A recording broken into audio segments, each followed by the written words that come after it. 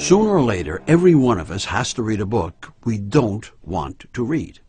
In fact, it's sometimes the very assignment, the requirement, that turns us against the book. We might know absolutely nothing about the book, except we don't want to read it. Nonetheless, we must read it. Our very job or grade may depend on it. All these factors are going to make the book that much more difficult, unless we can find a way to make it more bearable. Otherwise, you'll postpone the reading until either you fail the assignment or you turn to stone like this guy. So here's a formula for making it easier to read a book you don't want to read. I thought of it the other day when some tree surgeons came to my house to remove a towering 80-foot pine tree next to my house. To be more exact, it was a leaning pine. As you can see here, it was leaning and endangering my roof, my fence, my neighbor's tool shed, and another neighbor's fence and garage.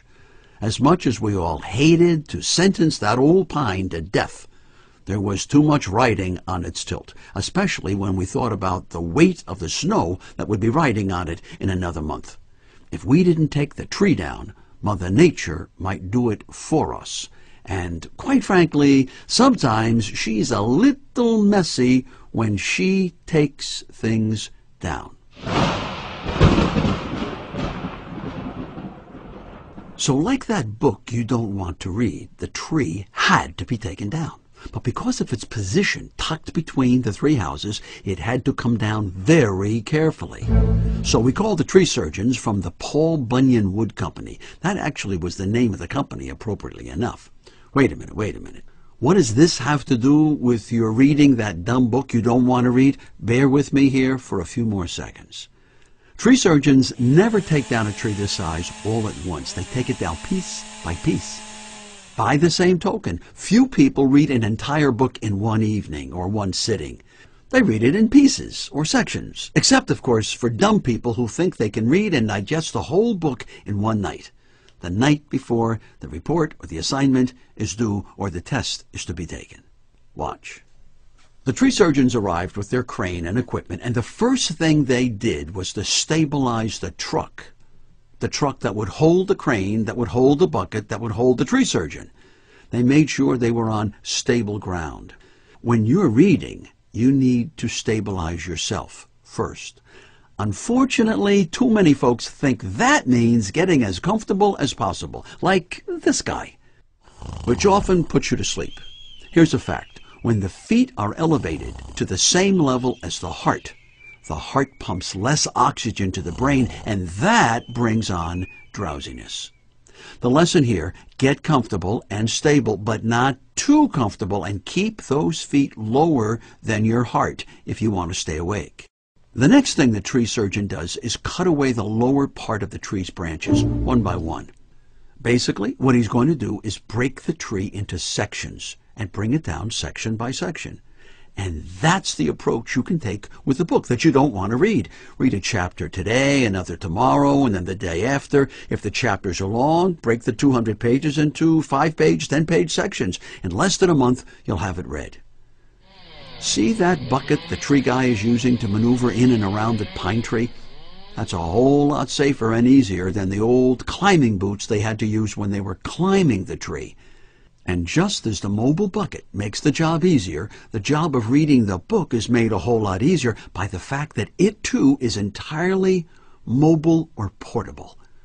It's like an iPod, a cell phone. You can bring it with you wherever you think there'll be some downtime. We all get 24 hours every day, regardless of our age or our job. One of the big differences in people is that some people get the most out of their 24 hours while others waste huge chunks of it, and then they wonder why they're so far behind. A book really is a kind of vehicle. It'll go as fast or as slow as you, the reader, want. It gets some of its energy from the author, but even more from you, the reader. Without the reader, the book isn't going to get read, no matter how talented the author. With the tree being sliced into small pieces and then lowered to the ground, there's no danger of it landing on the buildings or the fences, as long as the surgeon is careful to secure the pieces he's cutting. In much the same way, when you're reading the book, if you're not paying attention, If you've got other things on your mind, you'll end up damaging your understanding. The tree surgeons were not listening to their iPods or taking cell phone calls or even drinking coffee. Not that you can't snack while reading. I'm talking about the other things, the distractions, like phones, pagers, television, and sometimes music. The more you're distracted, the less you'll understand.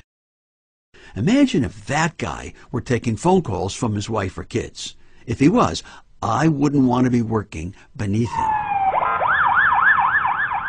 Try to cut yourself off from environmental distractions during the time you're reading. Some people can listen to music while reading or doing homework, but others cannot. The decision is yours, but be honest with yourself. If it's distracting, cut it out. Needless to say, the surgeon needs the tools of his trade. So too with reading. One of the great American minds of the last century, a guy named Mortimer Adler, once observed that you should never read a book without a pencil in your hand or a pen. If it's a library book, use Post-it notes. I'm not saying that you should take notes all the way through the book, although sometimes that's necessary. Think of those notes as a conversation with the author. The words printed on the page are the author's words directed to you, his part of the conversation. Your note in the margin or on the Post-it note is your response to what the author wrote. Believe it or not, this activity reinforces understanding. By adding a physical activity as small as note writing, you're engaging an extra part of your brain. The more active the brain, the more you remember and the less likelihood you'll fall asleep. That note-taking helps you digest the reading, much the way the tree surgeons take those branches they've trimmed and feed them into a wood chipper device that turns it all to sawdust and chips. The more you think about whatever you read, the better you can turn it into memory and ideas. When the surgeon was on the lower branches, he couldn't see much of the surrounding area, could he? But the higher he climbed, the more he saw. The same thing happens in a book. We're often confused in the early pages or chapters, not always sure of who's who and what's what, but the more we read, the more the plot and the characters come into focus. Just as the tree guy can't expect instant results, the reader shouldn't expect to understand the whole book by chapter 2. After all, a good author wants to keep you in some suspense. One of the best lifetime habits you can develop is reading in bed. I know that seems to contradict what I said earlier about the feet being level with the heart, but hear me out. When you read in bed, usually it's not for comprehension. This is reading done to relax you, to help you slip into a good night's sleep. Pure pleasure. You could call it a kind of night school. You're training the brain to associate reading with a non-threatening, pleasurable experience. That's great training. I might add, the brighter the bulb in your reading lamp, the longer you can read without your eyes growing tired. So, if you're interested in falling asleep easier and earlier, keep the light or the bulb turned to the dimmer setting when you read. Out of bed, the brighter the bulb, the less work your eye muscles have to do and the less tired they get. Simple. In summary, when you've got a book to read you don't want to read, approach it like that old leaning pine tree. Take it down, piece by piece, branch by branch, chapter by chapter, or page by page. You'll be surprised how much easier it is than waiting until the night before the assignment is due or the test must be taken.